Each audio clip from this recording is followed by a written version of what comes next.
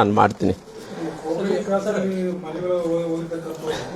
ಹೊರದೇಶದಿಂದ ಬಂದು ಜೀವನ ಮಾಡ್ತಕ್ಕಂಥವ್ರಿಗೆ ಅಂತವ್ರಿಗೆ ಯಾಕೆ ಆಶ್ರಯ ಕಲ್ಪಿಸಿರುತ್ತೆ ಹೇಳ್ತೀರಾ, ಇಲ್ಲ ಅಥವಾ ಸರ್ಕಾರಿ ಜಮೀನಿದ್ದಂಥವ್ರಿಗೆ ಎಲ್ಲರಿಗೆ ಮೂಲಭೂತ ಸೌಲಭ್ಯ ಕಳಿಸಬೇಕಂತ ವಿಚಾರ ಹೇಳ್ತೀರಾ? ಇಲ್ಲ, ನಾನು ಇವತ್ತು ಕೋಗಳಿ ಕ್ರಾಸಲ್ಲಿ ಆದಂಥ ವಿಚಾರದ ಬಗ್ಗೆ ಭಾಳ ಸ್ಪಷ್ಟವಾಗಿ, ಯಾಕಂದರೆ ಅವ್ರನ್ನ ತೆರವುಗೊಳಿಸಿರೋದು ಯಾರು? ಸರ್ಕಾರನೇ ತೆರವುಗೊಳಿಸಿರೋದು. ಸರ್ಕಾರ ಎದಕ್ಕೋಸ್ಕರವಾಗಿ ತಿಳಿದುಕೊಂಡು ಮುಖ್ಯಮಂತ್ರಿಗಳಿಗೆ ಧೈರ್ಯ ಇದ್ದಿದ್ರೆ ಹೇಳ್ಬೇಕಾಯಿತು.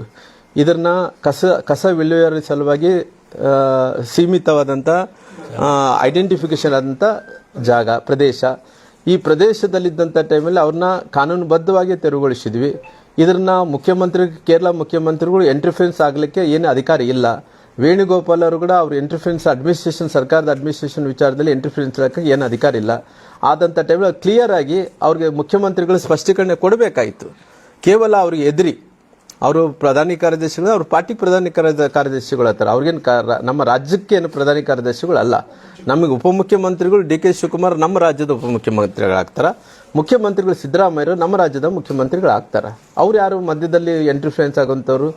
ಕೇವಲ ಇವತ್ತು ಅವ್ರಲ್ಲಿ ಎಲ್ಲೋ ಮುಂದಿನ ಇನ್ನೊಂದು 4-5 ತಿಂಗಳ ಒಳಗಡೆನೆ ಕೇರಳ ಚುನಾವಣೆ ಬರ್ತಾ ಇದಾವ.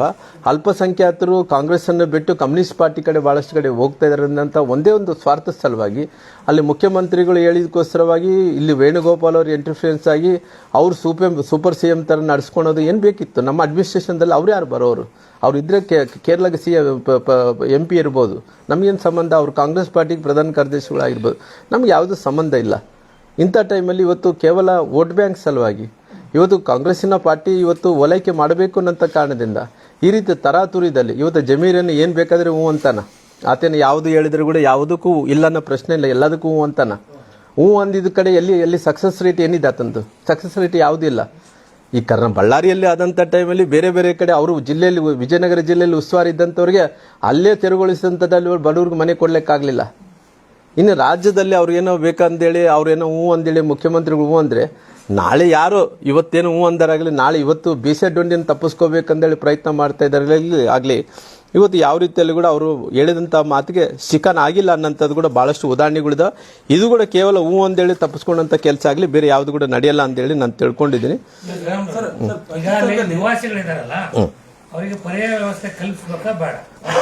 ಅಲ್ಲ, ಪರ್ಯಾಯ ವ್ಯವಸ್ಥೆಯನ್ನು ಕಲ್ಪಿಸೋಂಥ ಟೈಮಲ್ಲಿ ನಾವು ಮುಂಚೆ ಕೂಡ ಹೇಳಿದ್ದೀನಿ, ಅವ್ರನ್ನ ಪರ್ಯಾಯ ವ್ಯವಸ್ಥೆಯನ್ನು ಕಲ್ಪಿಸುವಂಥ ಟೈಮಲ್ಲಿ ಮೂಲ ಅವರು ಎಲ್ಲಿಂದ ಬಂದರು?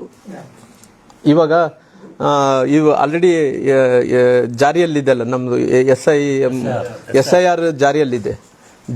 SIR ಜಾರಿಯಲ್ಲಿದ್ದಂಥ ಟೈಮಲ್ಲಿ ಕೇವಲ ನಾವು ಎಲ್ಲೋ ವೋಟ್ ಬ್ಯಾಂಕ್ ಸಲುವಾಗಿ ನಾವು ಬೇರೆ ಕಡೆ ಬಂದಂಥವ್ರನ್ನ ಅಲ್ಲಿ ನಾವು ಉಳಿಸ್ಕೊಂಡು ಪುನಃ ಅಲ್ಲಿ ರಾಜಕಾರಣಕ್ಕೋಸ್ಕರ ಬಳಕೆ ಮಾಡಿಕೊಳ್ಳಾರ್ದಂತೆ ಅಕಸ್ಮಿತವಾಗಿ ರೆವಿನ್ಯೂ ಮಂತ್ರಿಗಳು ಅವರೇ ಇದ್ದಾರಲ್ಲ, ಕೃಷ್ಣ ಬೈರೇಗೌಡರೇ ಇದ್ದಾರಲ್ಲ, ಆಗ ಅವ್ರಿಗೆ 2023ರಲ್ಲಿ ಮನೆಗಳು ನಿರ್ಮಿಸಿದ್ದಾರೆ ಅಂದ್ರೆ ಅವ್ರ ಗಮನಕ್ಕೆ ಇದ್ದೇ ಇರ್ತದೆ.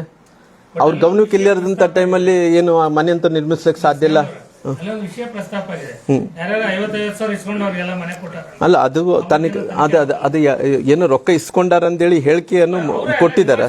ಅವ್ರ ನಿವಾಸಿಗಳು ಹೇಳಿಕೆಯನ್ನು ಕೊಟ್ಟಾರ. ನಂತರ ಉಪಮುಖ್ಯಮಂತ್ರಿಗಳು ಕೂಡ ಅದನ್ನ ತನಿಖೆಯನ್ನು ಕೂಡ ಮಾಡ್ತೀನಿ ಅಂತ ಹೇಳಿದಾರೆ. ಆಲ್ರೆಡಿ ಬೇರೆಯವ್ರಿಗೆ ಗೊತ್ತಿದೆ ಯಾರು ಇಸ್ಕೊಂಡಿದಾರ ಏನಿಲ್ಲ ಅಂತೇಳಿ.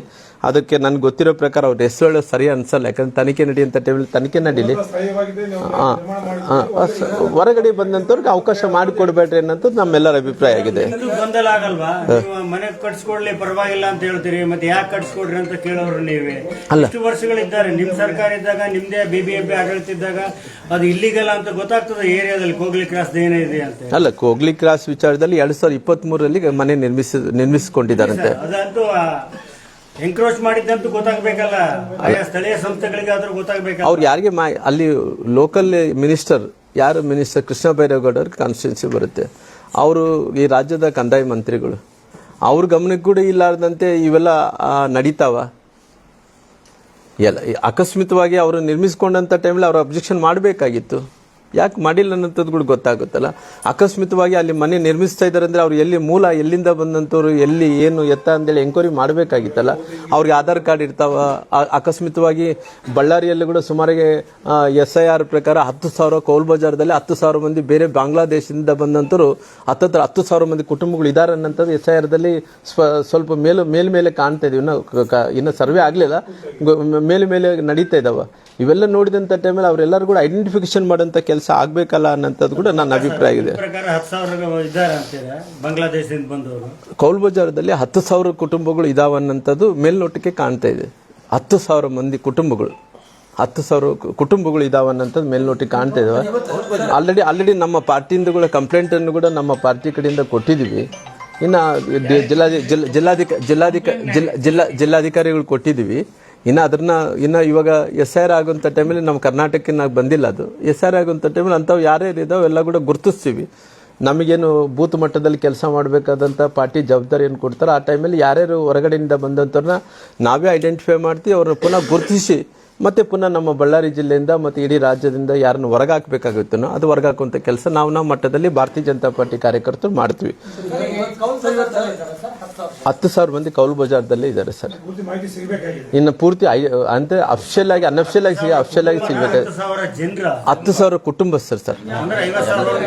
ಅಂದ್ರೆ ಅವ್ರು ಗಂಡ ಹೆಂಡತಿ ಅಂದ್ರೆ ಅದ ನನಗೆ ಗೊತ್ತು ಇಲ್ಲ, ನನಗೆ ಗೊತ್ತಿರೋ ಪ್ರಕಾರ 10,000 ಮಂದಿ ಅಂತ ಹೇಳಿದ್ದಾರೆ, ಜನ ಅಂತೇಳಿ 10,000 ಜನ. ಮೋಸ್ಟ್ಲಿ ಬಾಂಗ್ಲಾದೇಶದಿಂದ ಬಹಳಷ್ಟು ಮಂದಿ ಬಂದಂಥವ್ರು, ಜಾಸ್ತಿ ಸಂಖ್ಯೆ ಬಾಂಗ್ಲಾದೇಶದಿಂದ ಬಂದಂಥವ್ರೆ ಅಂತ ಹೇಳ್ತಾ ಇದ್ದಾರೆ. ಇನ್ನು ಬೇರೆ ಬೇರೆ ಐಡೆಂಟಿಫಿಕೇಶನ್ ಮಾಡಿದ ನಂತರ ಮುಂಚೆಯಿಂದ ಕೂಡ ನಾವು ಕಂಪ್ಲೇಂಟ್ ಮಾಡ್ತಾನೆ ಬಂದ್ವಿ. ಯಾವತ್ತು ಕೂಡ ಭಾರತೀಯ ಜನತಾ ಹಿಂದೂ ಮುಸ್ಲಿಂ ಗಲಾಟೆಗಳಿಲ್ಲ, ಬಾಂಗ್ಲಾದಿಂದ ಬಂದವರೋ ಇಲ್ಲ ಅನ್ನೋದು ಸ್ವಲ್ಪ ಪರಿಶೀಲನೆ ಮಾಡಿ ನೀವು.